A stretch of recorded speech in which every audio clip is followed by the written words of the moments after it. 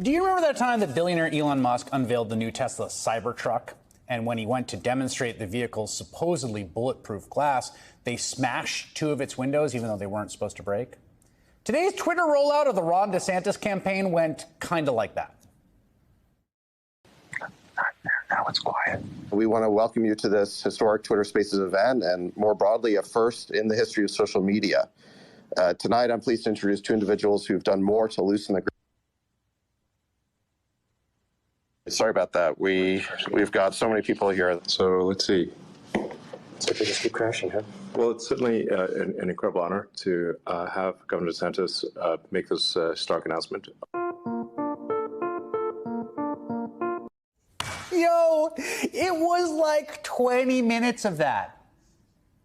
Trump had the golden escalator. Ron DeSantis got the world's most embarrassing 404 error. Over 20 minutes of technical difficulties that sounded like this.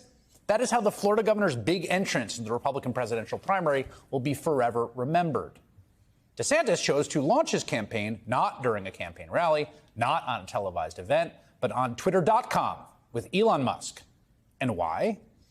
Maybe because Musk and Twitter are the best audience for the DeSantis brand crusade against woke.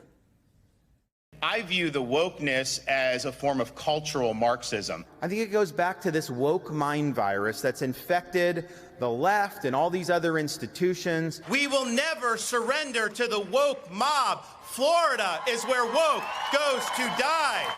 DeSantis, now officially a 2024 contender, is knee-deep in this kind of impenetrable sphere of contemporary right-wing online culture war fights. Fighting the woke mind virus aligns quite well with Twitter. Its new owner, Elon Musk, has turned the platform into a right-wing forum where he also rails against the woke mind virus, the same ideology embraced by DeSantis.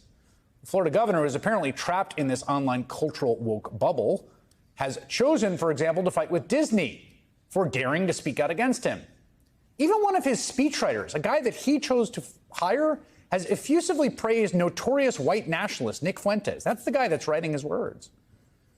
I can't tell you for sure, but it does not sound like Ron DeSantis' messaging is necessarily resonating with the Republican electorate.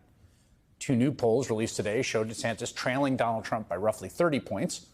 Former Republican strategist Tim Miller recently pointed out DeSantis' campaign is a lot like Senator Elizabeth Warren's failed 2020 campaign, which relied on a smaller version of the electorate, a narrow but vocal audience. Tim Miller is a former RNC spokesman and current writer-at-large for The Bulwark. Debbie Moore-Cassell-Powell is a former Democratic congresswoman in Florida. Both join me now. Tim, let me start with you and let me say something you say in the piece, which is that the point you're making, the comparison, is by no means substantive at all. It's purely at this level of like where you're trying to fit in the primary. And one of the points you make is Elizabeth Warren was had this campaign that was electric to a certain portion of the Democratic base that proved not to be big enough to win the primary. You think DeSantis is the same problem. And before we get to that, oh my God, can you believe what happened? Well, I'm just thrilled because I don't know if you remember, but I was part of the John Huntsman presidential campaign announcement. We misspelled our candidate's own name on the credentials. We spelled it John, which to me was so shameful and embarrassing. And by comparison, we crushed it. So thank you to the Ron DeSantis team for making our little small gaffe there look very manageable by comparison, because that was just an epic disaster. I know, like you, Chris, I'm a Twitter addict. It took me a while to figure out how to get in because the first two or three spaces they started crashed. So I was like in an old one, just listening to random ringing noises and people whispering. I know it was an utter disaster. Half the audience disappeared by the time they got it going. And the messaging, and I think this speaks to the Elizabeth Warren thing. And like you said, this is not about the substance. This is about, from a strategic standpoint, Elizabeth Warren, I think, made a mistake, thinking that she could triple down on the very excited, college-educated, progressive base and what their concerns were, and spoke in their language. Whereas Joe Biden was more successful reaching out to a broader part of the Democratic coalition, and he ends up winning. DeSantis now is stuck. He's in this Twitter space with David Sachs and Elon Musk, two 100 millionaire and a billionaire who don't like their fellow rich tech people because they think they're too woke. They have all these weird concerns about digital currency and ESG and woke board stuff. And they're talking about this in this Twitter space. And it's like, well, I mean, an average MAGA voter living in Spartanburg, South Carolina, first can't get into the space. If they could, all they heard was ringing noises. And then if they finally made it in, they're listening to these three rich white guys like talk about a very niche concern of super wealthy, college-educated Republican contrarians. And there aren't enough of those to win a primary. I can promise you that much. Well, and it's interesting, too, that Trump keeps saying, like, he wants to cut Social Security. Like, that's what Trump says. Like, right. you want to vote for the guy who wants to cut Social Security and Medicare? That's what this guy wants to do. It's like, yeah, people don't want to.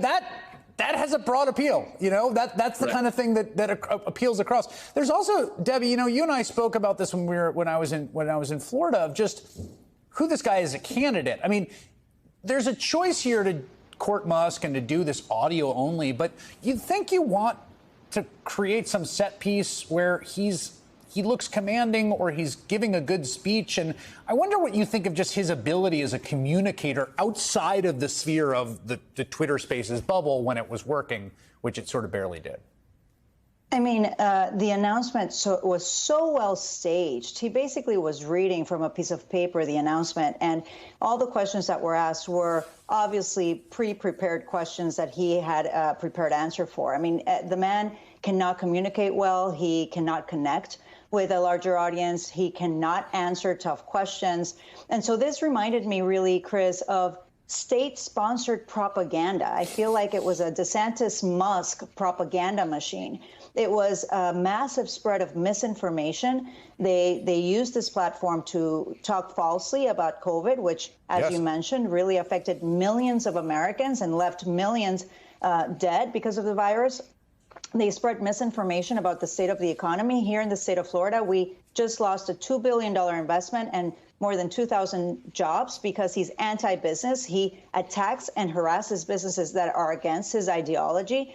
And we have an affordability crisis. Our families are suffering an affordability crisis, and he's done nothing. He is pushing a MAGA agenda and attacking the freedoms of our Floridians all over the state. It's so interesting, Debbie, because what you just said, some of that, is literally in the bill of particulars that Trump has used against DeSantis. And again, those folks are probably not going to hear it here, and they're not going to hear from you. But again, Trump has proven a feral instinct for the political rhetoric and particularly weakness of the people he's against him, particularly in a Republican primary. And I just think that, like, there is going to be a little bit of talking past each other as things are set up right now. What do you think? Well, let me just also mention that the Trump campaign right now has the former DeSantis campaign manager. So she knows him very, very well. And the truth is that Ron DeSantis was in Congress. He was one of the founders of the Freedom Caucus, and he supported ending Medicare, cutting Social Security, repealing the Affordable Care Act. And so he has every right to attack DeSantis on that. Tim, what do you think? This is what people don't remember about the Trump 2016 campaign, right? Is he was so extreme on certain issues, but he talked about things that your average talk radio call-in base voter cared about. He was willing to go against the dorky National Review orthodoxies on conservative issues and talk about things like Social Security. And I just think that DeSantis is walking right into the same trap that Ted Cruz had. Yes, dorky, neurotic online obsessives who need to go outside and grill something and touch grass like normal people and stop obsessing over whatever the heck Target sold. Tim Miller and Debbie Muckerso-Powell, thank you very much.